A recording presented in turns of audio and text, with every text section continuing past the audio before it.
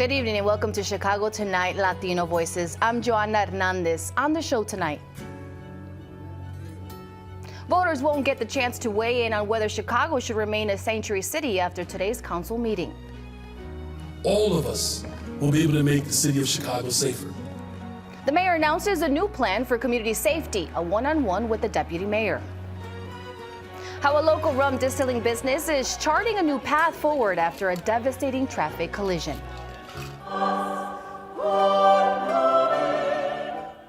And a new spin to an annual Christmas concert that's bringing in music from all over Latin America. We have a preview. And now to some of today's top stories. A second day of closing arguments in the corruption trial of Ed Burke. The former alderman's defense attorney began his closing remarks by calling the prosecution's case a, quote, bunch of noise and a lot of confusion. The defense also argues the prosecution failed to prove Burke ever broke any laws. The prosecution, meanwhile, centered their arguments on the old post office allegations, claiming Burke identified the renovation and tax subsidy the building needed an opportunity to force the developer to hire his law firm. Burke faces 14 charges, including racketeering, bribery, and attempted extortion. Closing arguments are scheduled to continue Friday. The U.S. Supreme Court will not interfere with Illinois law banning AR-15 style guns and high-capacity magazines. Justices today denied an emergency request to block the law. It comes as a January 1st deadline approaches. By then, Illinois residents who previously owned guns covered by the law have to notify state police or face potential criminal penalties. The nation's high court gave no reason for its denial. Still, additional court action is expected as gun right groups seek to have the law found unconstitutional. And two men will be home for the holidays after 42 years in prison. They've been released after what is possibly the longest wrongful conviction incarceration in the state of Illinois. The sister of one of the men, James Soto, said she was 8 years old when her brother went away. Today, she's 50.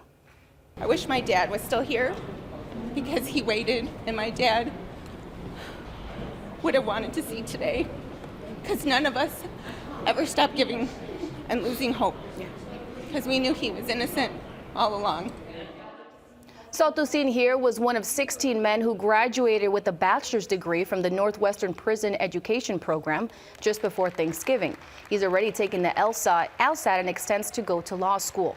He and his cousin David Alaya were arrested in 1981, charged with 2 murders. Their attorneys argued witness testimony was forced, and one of their defending attorneys had a conflict of interest.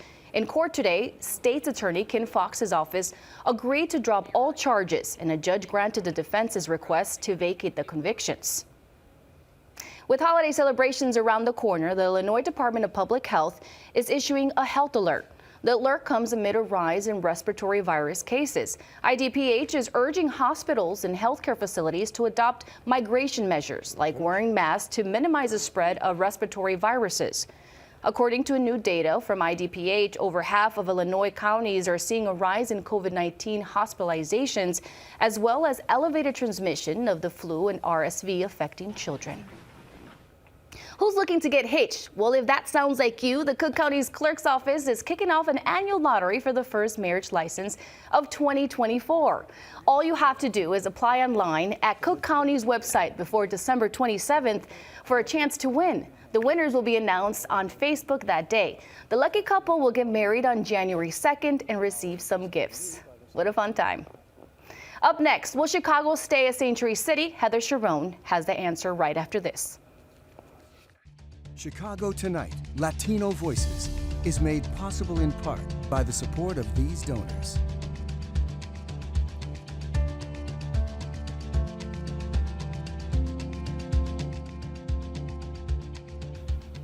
The months-long effort to weaken Chicago's self-proclaimed status as a sanctuary city ran aground today. That's because more than 3/5 of city council members refused to consider a measure that would have put the question to voters in March. That brought an outraged Alderman Anthony Beal to his feet.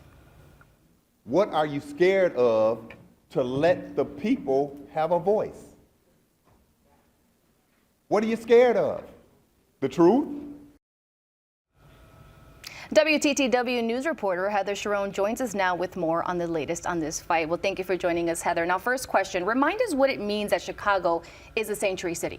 For more than 38 years, Chicago has been a self-proclaimed sanctuary city, which means that city officials across the board are prohibited from helping federal immigration agents detain people who would be otherwise at risk of deportation because they're undocumented. Now, that doesn't have anything to do with the migrants who have come here from Texas, many on buses paid for by Republican Governor Greg Abbott, hoping to hurt President Joe Biden's re-election chances, because they are all in the country legally after having requested asylum and waiting for the court system to hear their case. But that crisis has fueled new questions about what it means to be a sanctuary city. Of course. And what did Alderman Beal, who joined forces with Alderman Raymond Lopez and David Moore to call today's special meeting, hope to accomplish by putting the city sanctuary city status up to vote? So both Alderman Beal and Alderman Lopez have long opposed the city's status as a sanctuary city. Alderman Lopez says it prevents the police from doing their job and arresting criminals, while Alderman Beal has been very critical at the hundreds of thousands of dollars that the city has spent to care for the migrants. They are using this crisis as an attempt to sort of get voters to weigh in on this question, which has been untouchable for decades. Remember, it was Mayor Harold Washington that first started this process, and it's been ratified through all of the successive mayors. Can you bring us up to date on the migrant crisis currently? So there are more than 14,000 people in city-run shelters, all who have come here from Texas. However, there are only 89 people living in police stations across the city, and that is an all-time low since Mayor Brandon Johnson took office. Now, there are another 250 or so people at the airports. Now, the mayor has said that he will move everyone out of the police stations by winter. He's got 7 days to do it. We'll see how that goes. And they tried this before, right? Will they try again? So on November 2nd, Lopez and Beal, the aldermen, tried to call a special meeting, and it erupted into chaos, with Alderman Carlos Ramirez Rosa trying to stop alder people from coming to the meeting so it could take place. He ultimately had to resign as the mayor's floor leader and zoning committee chair because he blocked Alderman Emma Mitz from trying to enter the chambers. That meeting never took place, but it has been a long-time goal, as I said, of both alder people to sort of question this status. I doubt we're going to see anything before the end of the year, and the deadline to put a question to voters is January 2nd, but this will very much be on the agenda for 2024. Well, thank you, Heather, like always. And you can read Heather's full story on our website. It's all at WTTW.com/news.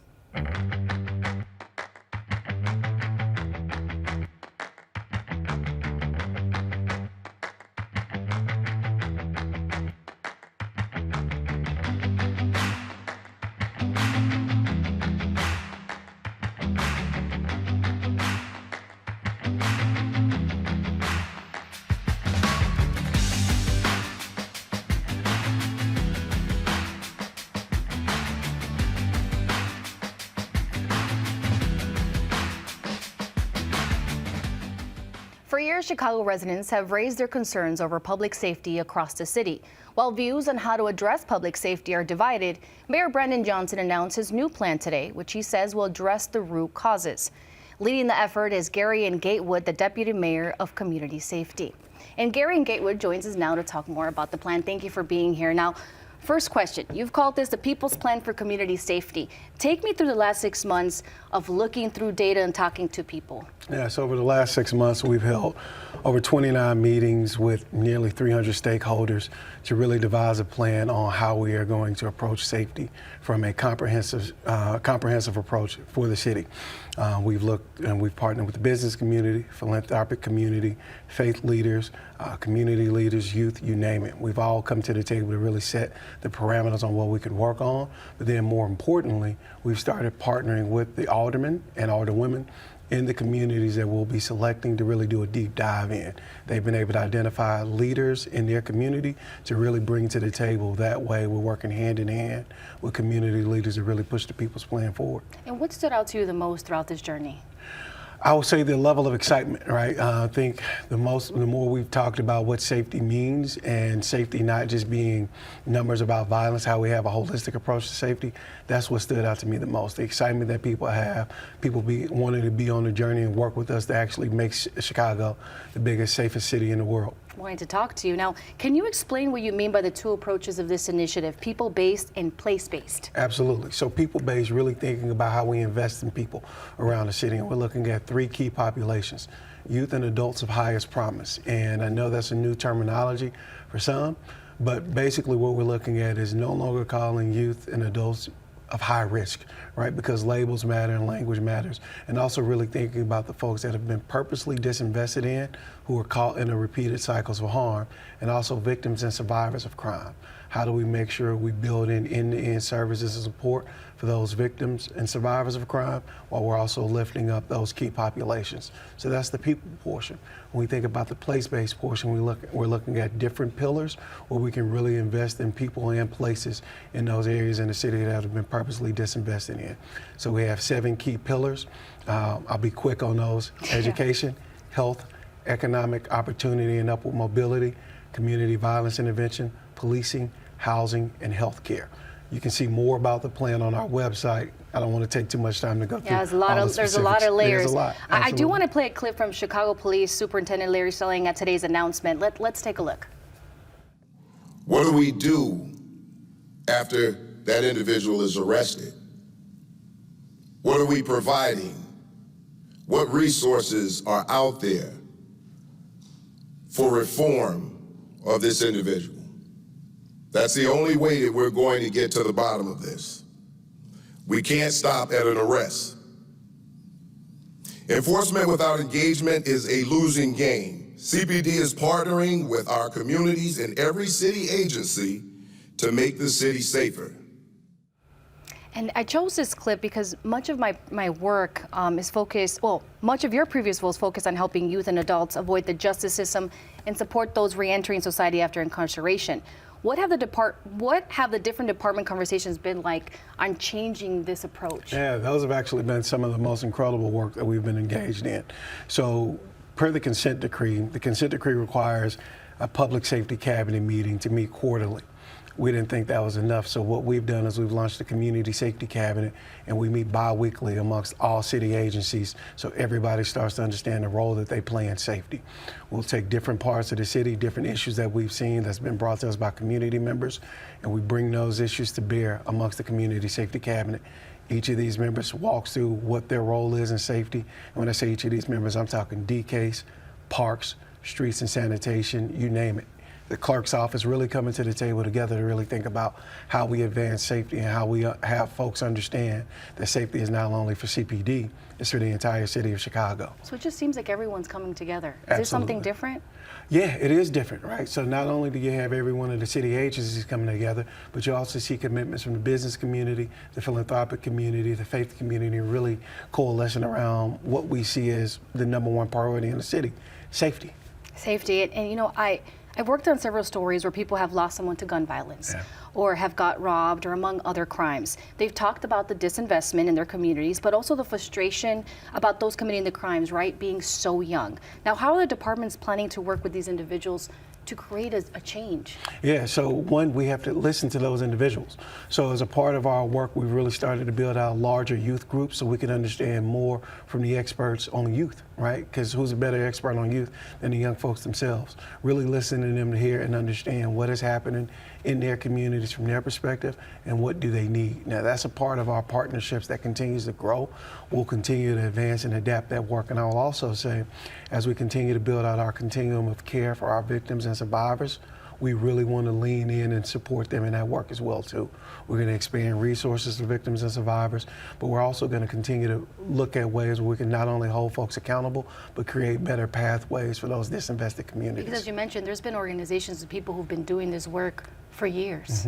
Absolutely, and we have to bring them to the table, but also we have to bring new voices to the table as well. You know, I can't tell you how many times we've heard it's always the same folks at the table. We want to make sure there's a seat at the table for everybody. So when we're coming to the first sets of communities that we'll be doing this deep dive work in, when it's time to evolve and go to other sets of communities, we want new voices at the table so we can all work together to push forward to get to the city that we want to see. So you're really telling the people of Chicago, hey, we're listening to you. Not only are we telling you we're listening to you, we're telling you to come in and help us as well. This is why our door is open. This is why it's called the People's Plan for Community Safety. And Mayor, Johnson has pushed for a more holistic approach, you've mentioned that, to addressing crime, and this is really his first initiative as mayor to be proactive in this way. So why take this proactive approach as opposed to being reactive to crime? Because we can't be reactive. We've been reactive to crime for so long, and this is why we have over 4 million people in the state of Illinois with arrest records. If we continue to be reactive, we'll continue to be in the same cycle. You'll see somebody in this role 20 years from now having the same conversation unless we actually start addressing the root causes while also having rapid responses to the things that we're seeing in the city. And you did say today we don't have time to keep reinventing the wheel. Instead, you looked at what was and wasn't working. What have you found hasn't been working? There's been a few things that hadn't been working. Mass incarceration hasn't worked, right? And you'll hear CPD say that. And I'll also say the over-reliance on the Chicago Police Department. We've asked them to do entirely too much. So now it's time for other folks to understand the role that we play in safety. I mean, the people who come in here on the Metro, I even mean the people who are tweeting us from Kentucky about what's happening in Chicago. You're looking at everything. Yeah, everything. So how do we bring everybody to the table to work together? We won't always get along, but what we all can agree on is we want a safer city. And you talked about it a little bit, but you also address victims of violence in this plan. What needs to happen to support these individuals and families? There's many. Yeah, there is many, and we need to listen to them. We need to listen to them. We need to provide more support. And we've also had leaders and experts and victims and survivors of crime really guiding us on our work, really guiding us on creating those pillars, and really making sure that all of our work focuses again on those 3 key populations and people: youth of highest promise, adults of highest promise, and victims and survivors of crime. And what do you want to tell those youth who maybe are suffering in situations and disinvested communities? What would you like to tell them? I'd like to tell them the door is open for us to work together, and we're listening, and we want to help, and we want you to help us. How about those families and parents who've been waiting for this type of change? It's here now, and we can work together to actually build this. We have a chance to build something incredible here. We want you to do it with us. We're not going to tell you the experts in everything because you're the expert in your community, so give us an opportunity to work with you. Bring the full force of government, our partners in philanthropy, our partners in business. You look at the places where the business community is doubling down and making larger investments. We want to listen to people. We want to build with people, and that's the only way we get out of this is doing it together. The last question I have for you here is, what's next? What's next is the next parts of the rollout. So we want to be intentional about what we roll out going forward. We'll talk more about the communities. We'll do those deep dives in, the data that we use to do those deep dives, and we're building in those communities. I can tell you, obviously, we'll be in Inglewood. We'll do a deep dive in Garfield Park, Austin, and Little Village. So really working in those communities and with those alders and those community leaders to stand this work up and start pushing forward. Well, thank you so much. You have a lot of work ahead of yourself. We all do. We all do. That's true. We all do. Our thanks to Gary Gatewood for joining us. Up next, a local rum distillery adjusts after a devastating traffic collision.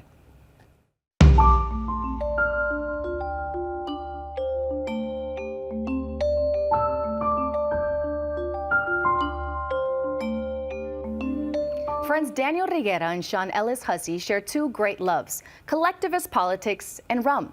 It's a blend that last year resulted in the founding of their rum business, Chicago Cane Cooperative. But this summer, the cooperative's trajectory was altered by a devastating traffic collision. Producer Erica Gunderson has a story of how the spirits of perseverance and community are helping them find a new path forward. There's this thing that you're really involved with making. It's your recipe. You kind of put like a lot of work into making it happen, right? Into making this thing, and then people are enjoying it out in the real world in like a professional setting, no less, right? It's incredible. On a chilly fall night at Marina's Bistro and Rum Bar in Uptown, a menu of rum cocktails puts patrons into a tropical mood. Good rum, great rum. The event was a founder's launch party for Chicago Cane Cooperative's locally distilled rum. And the warm reception was an especially sweet moment for co-founder Daniel Riguera because it came so close to not happening at all. In August, Riguera was in a devastating collision while riding his motorcycle. I was on the way home from the gym, and a woman just blew a stop sign on Ridge. And I had literally a second to react, which is not enough. So yeah, we collided. My spinal cord was severed at L1. I had the surgery done to, put my back in place, put a couple rods in place to hold it there. The collision left Reguera paralyzed from the waist down. We originally met with Reguera and his co-founder, Sean Hussey, at their distillery back in late May, when their company was just a few months old. Reguera, Hussey, and a third partner had set the company up under a cooperative ownership model. We've been friends since 2015, and the two things that really hit off our friendship were obviously booze, and drinking really fun liquor and experimenting with cocktails, and also talking about politics. We were really interested in each other's politics and our political activism, and wanted to infuse that passion into whatever we do. The rum and sugar production history, there's a really bad history of not just bad labor practices, but slavery, right? In the Americas and the New World in general. And so this is our attempt at doing something to address that really terrible, awful history.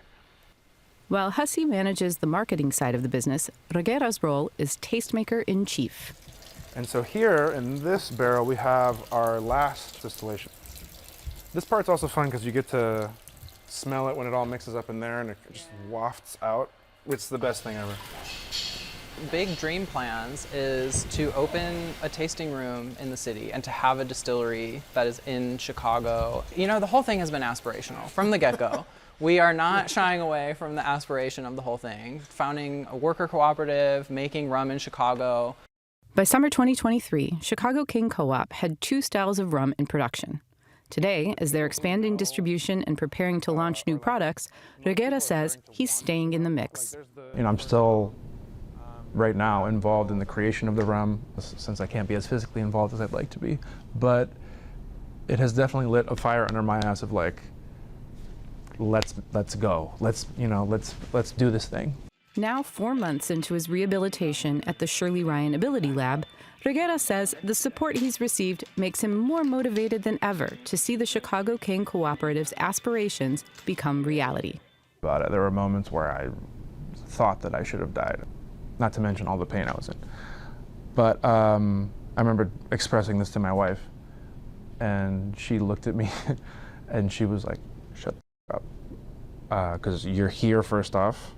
Second off, you're good from the ways like you have plenty of function.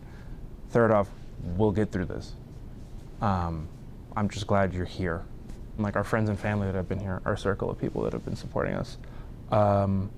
There's moments that are only sometimes public where I cry and reminisce on how awful this is. But yeah, the other side of the coin is how grateful I am to have the ability to be able to still live a life that I would love to live. So yeah, grateful is a good way to put it. For Chicago Tonight, Latino Voices, this is Erica Gunderson. What an inspirational story. Now, Chicago Cane Cooperative says it's expecting to release a new blend early next year. To learn more about the business, visit our website.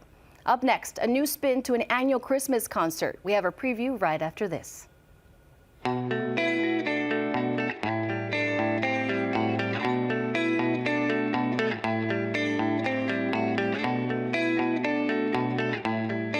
The Newberry concert is giving a different spin to their annual Christmas concert this holiday season. The newly designed program is expanding from the Mexican region to include music from Peru, Spain, Venezuela, calling it a Latin American Christmas. The director also says it will highlight indigenous and African elements with music that was often heard from the 15th to 18th century.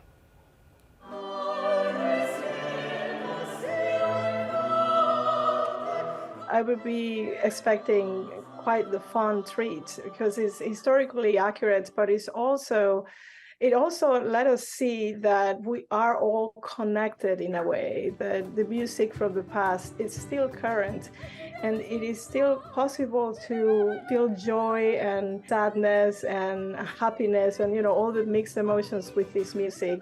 If you're from Hispanic heritage, you're definitely going to be moved by this because it is part of our history. We are presenting instruments like the Baroque guitar, which comes straight from Spain. We are presenting a Renaissance nativity theatrical piece that is about shepherds talking about the advent of the birth of baby Jesus. And that is going to frame all the songs that are part of that advent. It is a fantastic time for all ages. Every year we've had more families, more kids coming.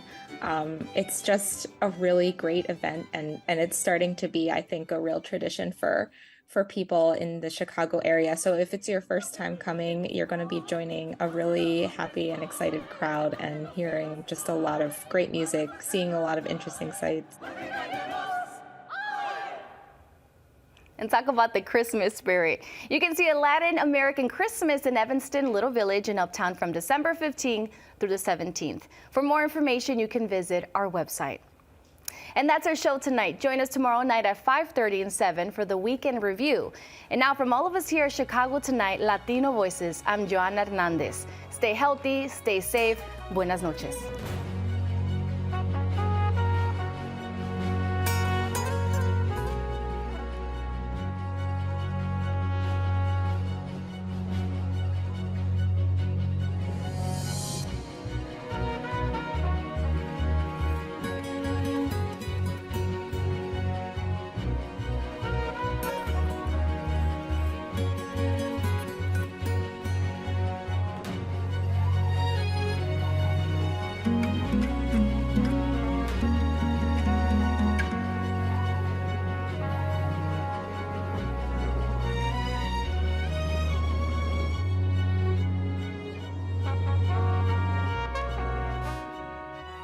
Closed captioning is made possible by Robert A. Clifford and Clifford Law Offices, a Chicago personal injury and wrongful death firm that is proud to recognize its 20 attorneys who have been named in the 2024 edition of the Best Lawyers in America.